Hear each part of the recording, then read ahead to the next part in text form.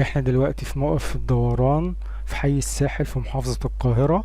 وفي مينيباصات ما بتقفش في موقف الدوران، لكن بتقف قدام شوية عند كلية الهندسة، زي مينيباص 947.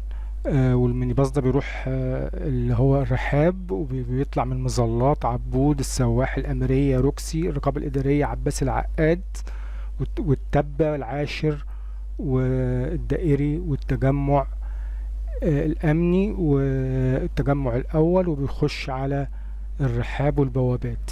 ده طريق شارع شبرا اتجاه رمسيس والدوران ورمسيس والدوران اهو.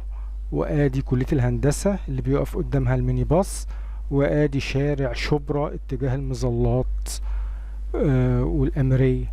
شكرا على حسن استماعكم، ما تنسوناش تدعمونا باللايك والشير، وإلى اللقاء في فيديوهات أخرى. شكرا.